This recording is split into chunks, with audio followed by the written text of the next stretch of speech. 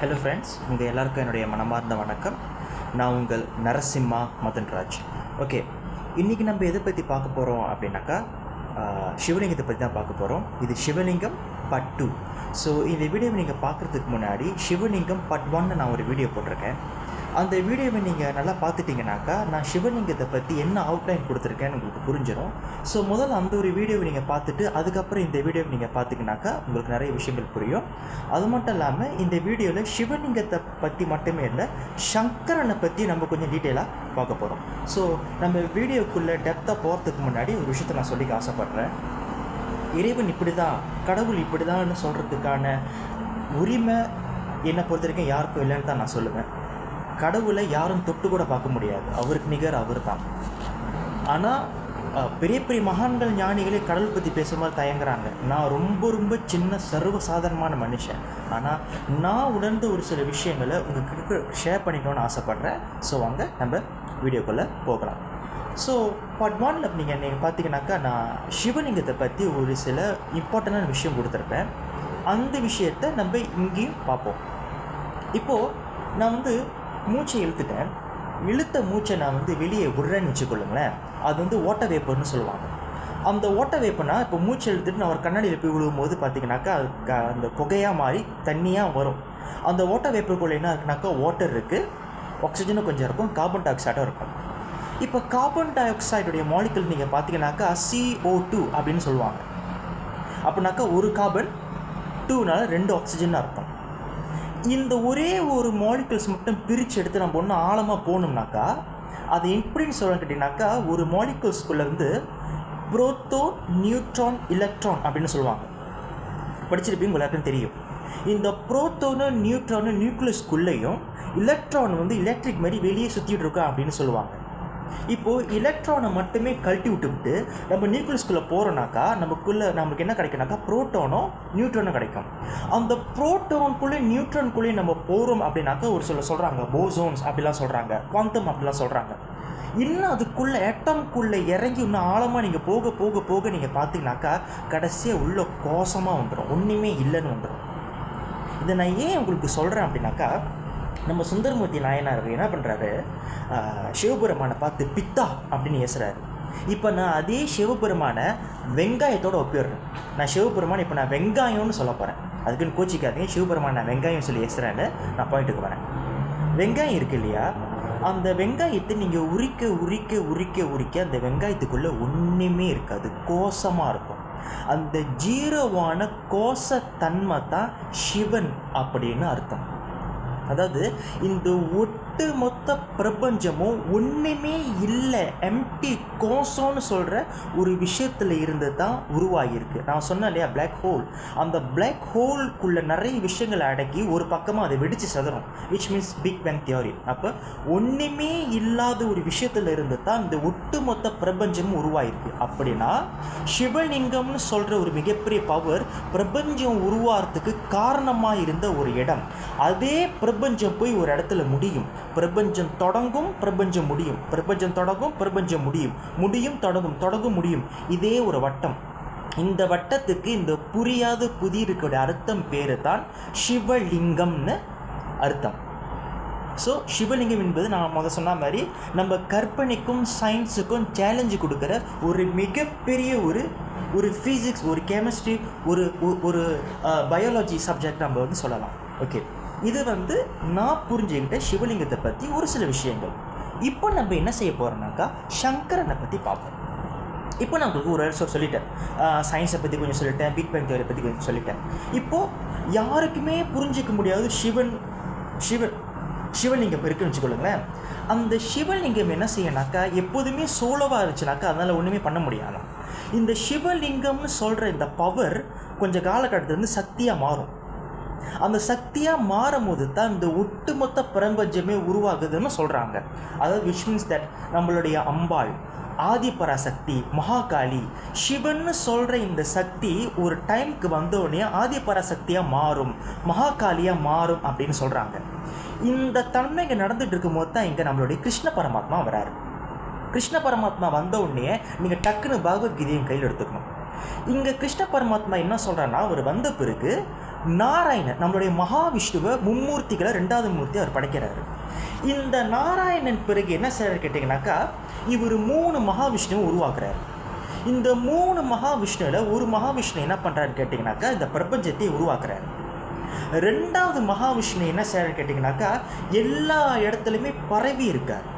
3வது மகாவிஷ்ணு சின்னதாக சுருங்கி அணுக்குள்ள அணுவாக இருக்கார் அப்படின்னு பகவத்கீதை நம்ம கிருஷ்ண பரமாத்மா பகவான் சொல்கிறாரு. இந்த மகாவிஷ்ணு என்ன பண்ணுறாரு கேட்டிங்கனாக்கா, பிறகு பிரம்மாவை படைக்கிறார். பிரம்மாவை தன்னுடைய தொப்புளிலிருந்து படைக்கிறதாக ஒரு சில விஷயங்கள் சொல்கிறது. ஒரு சிலங்க என்ன சொல்கிறாங்கனாக்கா, மகாவிஷ்ணுவுடைய 2 புருவத்து மத்தியில் இந்த இடத்த இந்த நெத்தியிலிருந்து மகாவிஷ்ணு நம்மளுடைய பிரம்மாவை உருவாக்கினாரும் சொல்கிறாங்க. இந்த பிரம்மா பிறந்த பிறகு இவர் என்ன செய்கிறாருன்னு கேட்டிங்கனாக்கா, 4 முக்கிய ரிஷிகளையும் 7 ரிஷிகளும் அவர் படைக்கிறார். பிரம்மா படைத்த பிறகு அப்புறம் என்ன செய்கிறாருனாக்கா, ருத்ரர்களை படைக்கிறார். இந்த ருத்ரர்களில் ஒருவராகத்தான் நம்மளுடைய சங்கரன் இருக்கிறார். சங்கரன்னா யாரு? ஓகே, நம்மளுடைய பார்வதியினுடைய கணவர் முருகன் மற்றும் கணபதியினுடைய அப்பாவான சங்கரன். சங்கரன் பார்க்க எப்படி இருப்பார்? கேசம் இருப்பார், பெரிய அழகான கேசம் இருக்கும். அப்புறம் தலையில் பிறை இருக்கும், தோடு போட்டிருப்பார், கழுத்தில் நாகம் இருக்கும், புலித்தோலை உடுத்திருப்பார். மும்மூர்த்திகளில் முதல் மூர்த்தி அப்படின்னு நம்ம இங்கே சொல்கிறோம். இதுக்கு இன்னொரு விஷயமும் அழகாக சொல்கிறேன். நீங்கள் ஒரு விஷயம் புராணங்கள் பார்த்து எனக்கு சொல்கிறாங்க. சிவபுரம் கூட கேட்குறாங்களாம், நீங்கள் எந்த நேரமும் தியானத்தில் உட்காந்துருக்கீங்களே, நீங்கள் யார் நினச்சி தியானத்தில் உட்காந்துருக்கீங்கன்னு கேட்குறாங்க. அப்போ சங்கரன் என்ன சொல்கிறாருனாக்கா, நான் சிவபெருமான மனசில் நினச்சிட்டு தியானம் பண்ணிக்கிட்டு இருக்கேன் அப்படின்னு அவர் சொல்லுவாராம். இதை நான் இன்னும் உங்களுக்கு ப்ரிசைஸாக நான் சொல்கிறேன்னே. பிரம்மகுமாரிகள்னு ஒரு இயக்கம் இருக்குது. அந்த பிரம்மகுமாரிகள் நான் சொல்கிற இந்த ஒட்டுமொத்த ஃபேக்டையும் சப்போர்ட் பண்ணுறாங்க. எப்படின்னாக்கா, பிரம்மகுமாரிகளுடைய முதல் குருவாக அவங்க யார் நினைக்கிறாங்கனாக்கா, அம்பாளை தான் நினைக்கிறாங்க. இந்த அம்பாள் பராசக்தி, இந்த பராசக்தி தான் பிரம்மகுமாரிகள் முதல் பிரம்மகுமாரின்னு சொல்கிறாங்க. இவங்க என்ன பண்ணுறாங்கனாக்கா, சிவனை நோக்கி கடும் தவம் இருக்காங்க. அந்த சிவனை நோக்கி கடும் தவம் இருந்த பிறகு தான் அவங்களுக்கு இந்த ரகசியங்கள் எல்லாமே தெரிய வந்ததாகவும் அவங்க சொல்கிறாங்க. இதை நீங்கள் எதோட லிங்க் பண்ணலாம் அப்படின்னு கேட்டிங்கனாக்கா, அன்னை பார்வதி தவம் இருந்தாங்க. தவம் இருந்ததுனால கணபதி அம்மாவுக்கு மகனாக பிறந்தான்னு கூட சொல்கிறாங்களே, அதோட கூட நீங்கள் இந்த விஷயத்தை நீங்கள் லிங்க் பண்ணிங்கனாக்கா உங்களுக்கு புரியும். அப்போ அந்த பிரம்மகுமாரிகள் என்ன சொல்கிறாங்க அப்படின்னாக்கா, சிவன் வேறு, சங்கரன் வேறு. அந்த சிவன் தான் நம்ம அன்றாடம் கும்பிட்டுக்கிட்டு வர சிவலிங்கம். நம்மளுடைய சங்கரன் எந்த நேரமும் தன்னை பியூரிஃபாக வச்சுக்கணும், தனக்கு எந்த நேரமும் சக்தி கிடச்சிக்கிட்டே இருக்கணும்னு காத்துக்காக வேண்டி அவரே சிவலிங்கத்துக்கு முன்னாடியே உட்காந்து அன்றாடம் தவம் பண்ணிக்கிட்டு வராரு அப்படின்னு சொல்கிறாங்க. இப்போ உங்களுக்கு ஒரு குழப்பம் வரும். இப்போ நீங்கள் என்னத்தான் சொல்ல வரீங்க, சிவனும் சங்கரனும் வேறுன்னு சொல்ல வரீங்களா அப்படின்னு சொன்னீங்கன்னாக்கா, ஆமாம், 2 பேருமே வேறு. சிவனும் சங்கரனும் 2 பேருமே ஒன்று கிடையாது.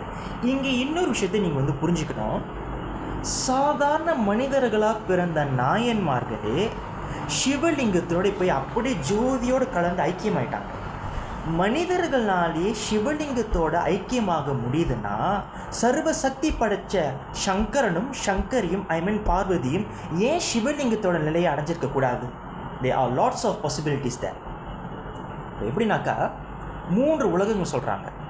ஸ்தூல உலகம், சூட்சும உலகம், சர்வசக்தி படைச்ச உலகம். ஓகே, ஸ்தூல உலகம்னாக்கா நான் முதல்ல சொன்ன மாதிரி இந்த 3D டைமென்ஷன். சூட்சும உலகம்னாக்கா பகவத்கீதையில் சொல்கிற மாதிரி கோகுல பிருந்தாவனம், பிரம்மாவுடைய ஒரு லோகம் இருக்குது, அந்த லோகத்துக்கு பேர் எனக்கு தெரில, சிவலோகம், இப்படிலாம் நம்ம சொல்கிறோம் இல்லையா? இந்த மாதிரியான லோகங்கள், இந்த லோகத்தெல்லாம் தாண்டின அல்டிமேட் ஒரே லோகம் தான், அதான் சர்வசக்தி படைச்ச லோகம் அப்படின்னு சொல்கிறாங்க. இப்போ நான் சொல்கிறேன்னே, எதுவுமே கணக்கில் கொண்டு வர முடியாத, யாரால் புரிஞ்சிக்க முடியாத சர்வசக்தி சிவலிங்கத்தை சொல்கிறேன்ல, அதுதான். So there are lots of possibilities.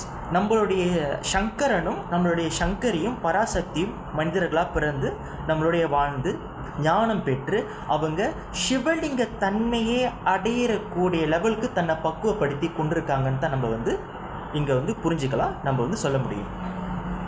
நீங்கள் பார்த்தீங்கன்னாக்கா நிறைய இடங்களில் சிவலிங்கம் சுயம்புவாக காட்சி கொடுக்கும்.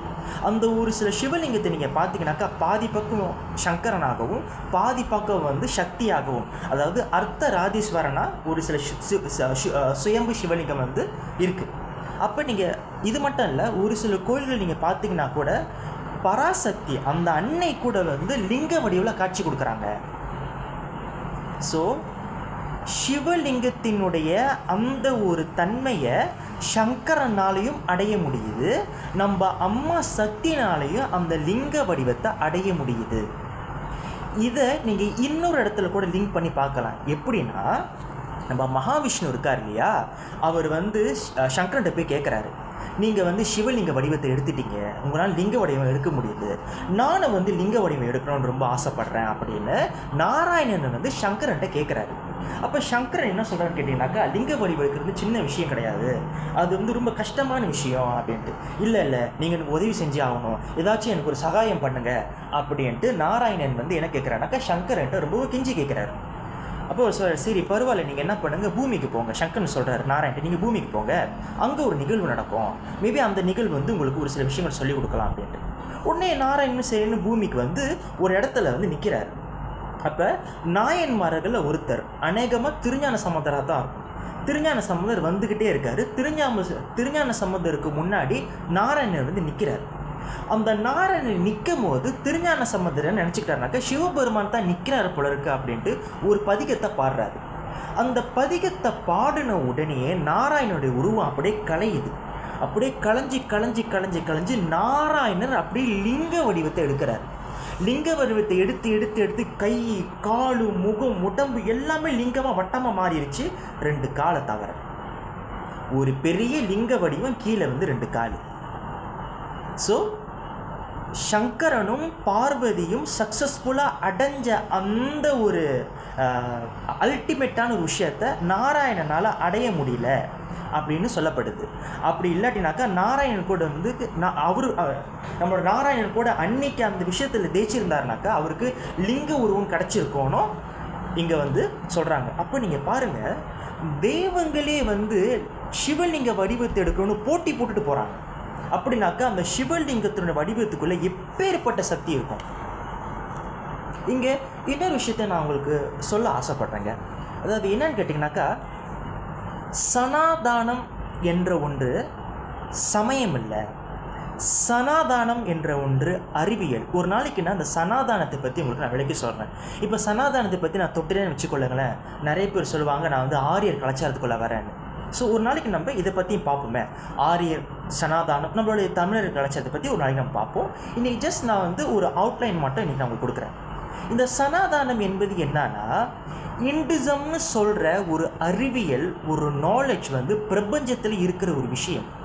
அந்த பிரபஞ்சம், அந்த சிவன், அந்த நாலேஜ் தான் இந்த சோலார் சிஸ்டமை படைச்சி, இந்த உலகத்தை படைச்சி, நாளடைவில் மாலிகுலர் ரெவல்யூஷன் சொல்கிறப்படுகின்ற தன்மைகள் ஏற்பட்டு மைட்டோகாண்ட்ரியா உருவாகி, பாக்டீரியா உருவாகி, ஒரு பாக்டீரியா இன்னொரு பாக்டீரியோட ஒன்றாகி, அனிமல்ஸோட செல்ஸ் உருவாகி, காலப்போக்கில் phosphate sugar, nitrogenous base, double helix strand, DNA, டிஸ்டர்பனிக்கல் எசிட்னு சொல்கிற டிஎன்ஏ உருவாகி மனிதனை உருவாக்கி, அந்த மனிதனுக்கு அறிவு கொடுத்து, அந்த அறிவியல் இந்த மனிதனை இந்து சமயத்துக்கு வழிவிட்டுருக்கு. அதாவது இந்து சமயம் தன்னைத்தானாக உருவாக்கி கொண்டதுன்னு நான் சொல்கிறேன். இதை எப்படி நம்ம புரிஞ்சுக்கலாம் அப்படின்னாக்கா, பெரியவங்க அடிக்கடி ஒரு விஷயத்த சொல்லுவாங்க, அண்டத்தில் உள்ளதெல்லாம் பிண்டத்திலும் இருக்குன்னு அப்படின்னு சொல்லுவாங்க இல்லையா. அப்படின்னா அண்டத்தில் உள்ளது எப்படி இந்த பிண்டத்துக்கு வந்தது, அந்த பிண்டத்துக்கு எப்படி வந்திருக்குன்ற தியோரியை தான் நான் வந்து இங்கே சொல்கிறேன். அது எப்படி சொல்கிறாங்கன்னு கேட்டிங்கனாக்கா, மழை பெய்யுதான், அந்த மழை பெய்யும் போது நெல்லுக்கு, விதைகளுக்கு அந்த மழை தண்ணி கிடைக்கிது. அந்த மழை தண்ணி கிடைக்கும் போது அந்த விதைகள், பிளான்ட்லாம் உருவாகி, அந்த பிளான்ட்டை, காய்களை, கனிகளை மனுஷன் சாப்பிடும் போது மனுஷனுக்கு பல விஷயங்கள் கிடைச்சதாக சொல்கிறாங்க. இது வந்து நீங்கள் வந்து அப்படியும் புரிஞ்சு கொள்ள முடியும். இன்னொரு விஷயம் கூட நாங்கள் சொல்ல விரும்புகிறேன். நம்மளுடைய தெய்வங்களுடைய எக்ஸ்பீரியன்ஸ், நாராயணர், சிவலிங்கம், சிவபெருமான், அர்த்தராதீஸ்வரன், முருகன், விநாயகர், இந்த மாதிரி வடிவங்கள்லாம் இருக்குது இல்லையா. இந்தமாரி வடிவங்கள்லாம் வந்து கற்பனை வடிவங்கள் கிடையாது, சும்மா அடித்து விட்டது கிடையாது. பிரபஞ்சத்தில் இருக்கிற உண்மைகளையும் அறிவியலையும் பார்த்து தான் நம்ம பெரியவங்க நம்ம தெய்வங்களுக்கு இந்தந்த உருவங்களை வந்து கொடுத்துருக்காங்க. விச் மீன்ஸ் நம்ம சித்தர்கள் ஒரு விஷயத்தை புரிஞ்சுக்கிட்ட அந்த விஷயத்தை மக்களுக்கு ஏதாச்சும் ஒரு வழியில் கொடுக்கணும்னு ஆசைப்பட்டிருக்காங்க. அப்போ அவங்க என்ன செஞ்சுருக்காங்கன்னு கேட்டிங்கனாக்கா, இந்த அறிவியலை தெய்வ உருவமாக மாற்றி நமக்கு கொடுத்துருக்காங்க. ஸோ எஸ், இங்கே இன்னொரு விஷயம் கூட நான் வந்து உங்களுக்கு கடைசியாக சொல்லிக்க ஆசைப்பட்றேன். நான் ஆரம்பத்தில் உங்களுக்கு சொன்னேன் இல்லையா, இந்த பிளாக் ஹோல்குள்ளே ஒரு விஷயம் பூந்தால் வெளியே வர முடியாது அப்படின்னு நான் சொன்னேன் இல்லையா, அதுதான் சிவலிங்கம் கூட நான் சொன்னேன் இல்லையா. ஒரு மனுஷன் வாழ்நாளில் ரொம்ப கஷ்டப்படுறாருன்னு வச்சுக்கொள்ளுங்களேன். ரொம்ப நல்லவனாக இருக்கார், நல்லதே செய்கிறாரு, ரொம்ப கஷ்டப்படுறாரு. எவ்வளோ கஷ்டப்பட்டால் அவர் வாழ்க்கை மாறலை அப்படின்னா அவர் பிடிக்க வேண்டிய கடைசி தெய்வம் தாங்க சிவலிங்கம். சிவலிங்கத்தை போய் நீங்கள் கும்பிடும் போது உங்களுடைய கர்மாவை நீங்கள் அவர்கிட்ட கொடுக்குறீங்கன்னு அர்த்தம். அவர்கிட்ட நீங்கள் ஒரு கர்மாவை கொடுக்குறீங்க அப்படின்னாக்கா பிளாக் ஹோல்குள்ளே உங்களோட கர்மாவை நீங்கள் தூக்கி வீசுறீங்கன்னு அர்த்தம். பிளாக் ஹோல்குள்ளே உங்கள் கர்மா பூந்துச்சுன்னா பூந்த கர்மா பூந்தது தான், திருப்பி அதனால் வெளியே வர முடியாது, உள்ளே சிக்கி சின்ன பின்னமாக ஆகிடும். அதனால தான் பெரியவங்க என்ன சொல்கிறாங்கனாக்கா, சிவபெருமான் ஒருவர் செஞ்ச பாவத்தை வந்து வாங்கிக்கிட்டு தன்னை பியூரிஃபை பண்ணிக்கிறாருன்னு நம்ம பெரியவங்க சொல்கிறாங்க. இதனால் நீங்கள் தப்பு பண்ணிவிட்டு சிவபெருமான் வணங்கணும் அப்படின்னு நான் சொல்ல கிடையாது. என்றைக்குமே நீங்கள் தெரிஞ்சு தப்பு பண்ணாதீங்க. ஏதோ ஒரு பிரிவில் நீங்கள் தப்பு பண்ணியிருக்கலாம், அந்த கர்மா வந்திருக்கலாம், அந்த கர்மாவில் இப்போ நீங்கள் கஷ்டப்படலாம். நல்லவராக நீங்கள் வாழ்ந்துன்னு நீங்கள் கஷ்டப்பட்டீங்கன்னா, நீங்கள் சிவபெருமானை பிடிச்சிங்கனாக்கா, சிவபெருமானை நீங்கள் ஃபாலோ பண்ணிங்கனாக்கா உங்கள் வாழ்க்கையில் இருக்கிற பல கஷ்டங்கள் சால்வ் ஆகும். Sivaperuman the most greatest. So என்னால் முடிஞ்ச பல விஷயங்களை இன்றைக்கி நான் உங்களுக்கு ஷேர் பண்ணியிருக்கேன். இனி அடுத்த வரப்போகிற வீடியோக்குள்ளே நம்ம இன்னும் நிறைய சுவாரஸ்யமான விஷயங்களை பார்ப்போம். ஸோ இது வரைக்கும் என் வீடியோவை நீங்கள் பார்த்து எனக்கு நீங்கள் சப்போர்ட் பண்ணதுக்கு ரொம்ப நன்றி. வணக்கம். மீண்டும் சந்திப்போம்.